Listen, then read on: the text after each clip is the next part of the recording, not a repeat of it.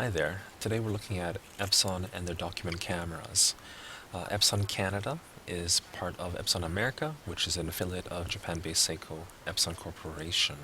And they've been around for a long time, developing various different high-quality technological products and hardware. And many of them are useful in the classroom, but today we're focusing on the document camera.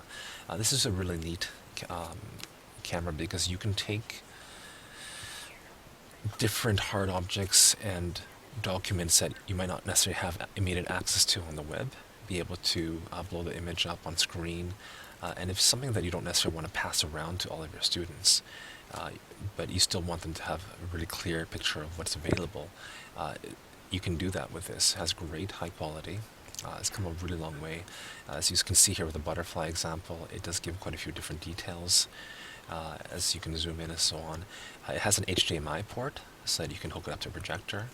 And also very portable, transportable, and it can really easily be used to enhance a lesson. For example, in a high school social studies classroom, it might bring about a World War II primary source document, a letter written by a soldier, and I don't necessarily want to pass it around to all my students right away. So I can put it underneath a document camera and get a high quality image that they can see. You can also record, share lessons. There's a built-in microphone right into the camera as well. You can write on it, you can annotate there. So it's very handy and useful for teaching.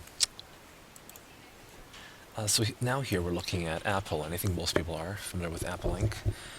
They are an American multinational corporation developing different hardware products, obviously the Mac line of computers, iPods, iPhones, iPads. I think most people are pretty familiar, and also software like the OS X and the iOS operating systems, iTunes, media browser, Safari, and so on and so on. So Apple has actually a specific section developed toward educators, and I want to just focus on the iPad in education. This is something that can be easily used in a classroom, very handy for teachers and for students. As I know some schools now have class carts of iPads going around, hooked up with an Apple TV even, but the iPad is really handy because it's so portable, and the teacher can have it right in front of himself or herself in the classroom. So in a grade 10 physics class or grade 11 physics class, a teacher could use and do calculations right on the iPad. And that way they can do different vectors, different angles and diagrams right on the iPad, and it can show it to the class.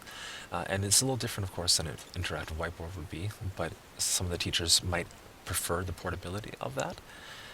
And the students also can interact with the iPad and try out the examples right there, and that might be a way to minimize classroom disruption and a great pedagogical tool for classroom management as well.